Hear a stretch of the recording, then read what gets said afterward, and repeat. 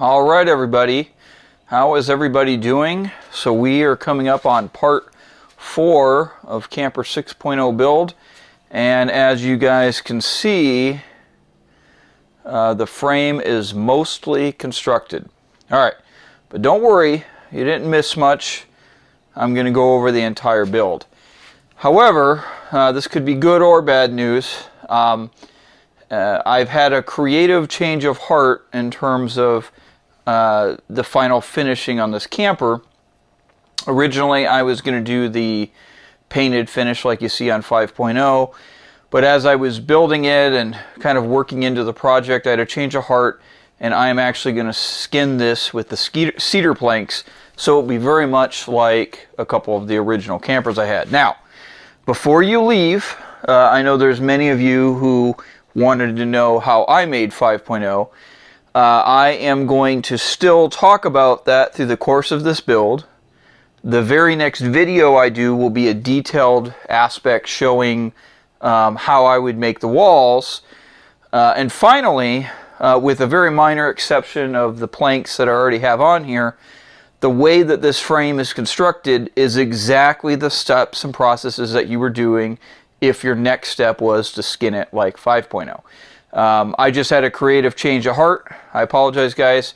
Hope that doesn't make you mad, but even if you were particularly stoked on this for the reason of seeing how 5.0 builds, or how I made 5.0, I will still show that through the course of this build. So now that we've got that out of the way, we have the frame here. The way this frame is constructed is identical to the way that you would construct the frame if you were building it the way I made 5.0. So basically, just like all of my other campers, including 5.0, the foundation of the frame is the substructure, or what I call the tub, which is the part that we finished up in the last video. And then when you come to build the frame, you start off by making the columns. Now, there's many ways to skin a cat. I personally just take the same cedar fence pickets, which made up the outside of some of my earlier campers. So these would be just cedar fence pickets that you'd buy at Lowe's or some other home store to make a fence. I would plane them down, make sure they're even thickness and width and all straight. And then for the columns, is I would actually rip these down. These are about 2 1/4 wide. And I would laminate them together, or another way of just saying gluing them together. And as you can see, excluding the cab over, there's 4 main columns that make up this camper body. All right. Now, one of the things that I like, let's bring this up here. One of the things that I like about laminating the wood together, though it arguably takes longer, is you can make some pretty good trick joinery. This is called, another viewer had told me, a saddle joint. And what you see here is this beam, or the horizontal part that goes across the roof, actually recesses in here, so it's kind of made almost like you'd make a piece of furniture. You've got some actual joinery there. And of course that's held together with glue, and I did put in a few screws. Now, one thing that I did differently on 5.0 in this camper is the beams, or the pieces that grow east to west across the camper. I actually use strips of 3/4 inch plywood. Now, as you can see here, a portion of that actually has some cedar on it too. But I chose to use the plywood because I could make it and span the entire length. On some of my earlier campers, I'd actually laminate pieces of cedar together. I just think that the plywood method is a little bit more efficient and gets everything done that I need to. Now, you'll probably notice on these beams here, let me pull this up a little bit. You have, so this is a piece of cedar, this is the plywood. The plywood is about 3 inches thick, the cedar is 2 inches thick. Now, the rationale behind this, and for those who want to know how I made 5.0, the roof of this is going to be made differently than all of my other camper, well, from 5.0 to this one. And it was a little trick I learned to keep weight down. I'll talk about that in a later video, but essentially the insulation in the roof of this camper will be 3 inches. I will use, the initial step will be a 2-inch piece of XPS, or that pink stuff, insulation, and then the finishing piece will be a 1-inch of EPS. So what I essentially did though is stepped this. I have to have this 2 boards thick on top though for when I attach the roof, and we'll talk about that later. So basically the first steps are we get the columns, we set their spacing, and we do the beams going across. Now these pieces right here are not necessary if you are doing the cedar plank method, which I am on this. However, I added these pieces because they allow extra attachment points for the roof and the walls, and they add this is just cedar, so it's very light. It adds a minimal amount of weight, so just for my own sense, I went ahead and included it. Now, you guys see that the cab over is technically in place, and I will talk about that in a minute, but that cab over doesn't get attached until the latter part of the frame process. The next steps are going to be the windows, okay? Or framing out the windows. If you do that, you don't have to do this now, but if you do it now, it'll save you a little bit of material and time. So, let me get it real quick here.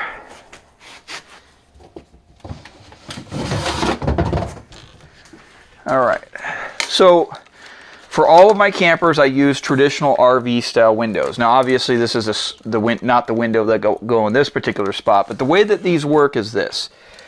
They come, or they should come, with a mounting ring. So if you go to order these, and I always get mine just on Amazon, and it says without a mounting ring, you don't want that. You need the mounting ring. This is that piece. Now, the mounting depth, 1.5 seems to be the most common standard, but I've seen 2 inches and I've seen other measurements. So for this particular window, it is 1.5 inches. So what will happen is when this window sits inside the frame, from the inside, this mounting ring will clamp over these wooden pieces right here that I'll show you in a little bit greater detail, and you will actually screw this trim ring to the glass. But what's important in this step is establishing the proper depth right here. So this one is 1.5 inches. So the width that this needs to clamp over is 1.5 inches. Okay? So that's the thing that you need to know in this step when you build the frame. So what I do here to frame out these windows is, obviously we've got the general size of the window, but I also have to figure out that depth. So this piece right here is only 1 inch wide. And then I know that the cedar planks that are going to be on the outside of this are going to be 1/2 inch. So that's going to take up that 1.5 inches of gap that I need here. Now, if you were building this like 5.0, this outside skin is actually 1/4 inch plywood. So therefore, this internal piece right here would need to be 1.25 inches. Let me show you what it looks like from the inside. So this is what it looks like from the inside. So this upper piece is the same width of the wall, which is 2.25 inches. And then this inside piece, this is the piece that on this one is 1 inch wide. Now, you might be asking, that window had a radiused edges on it. How do I account for that? What I will do is I will actually cut a triangle piece of wood to just the right size, and it sounds like it's more work than it is.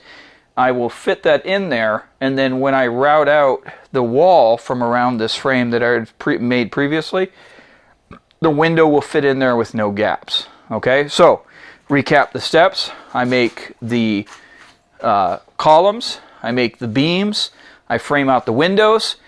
This particular camper is going to have more windows than I've ever put in one before. It's got the 2 side windows. Down there underneath the cab, I'm going to have a window there. I'll have a window on the door, and then in the cab over section, which I'll show you in a moment here, I'm going to have 2 windows up there. So that's going to make, what, 6 windows total, if I'm doing the math right? But going back to the point, framing all of those out is really important. Okay, now, you'll also notice that I put these spacers that run north-south down the length of the camper in between these beams. You could I think they're necessary. The width I used was 14 inches, and that was somewhat arbitrary. That width will come into play when I actually mount the rooftop vent fan, which will be in a while. But adding these, the width between them for all the others was admittedly just somewhat arbitrary, just kind of matching up that 14 inches. But the goal of this is it gives more mounting surface for the roof, which will be important, but it also gives a little bit more stability and rigidness to this whole frame structure. Now, right here, so let's from the top all the way down, these are the two frames around where the door will be, okay? Now, these are hardwood. So like I said, most of the frame is cedar.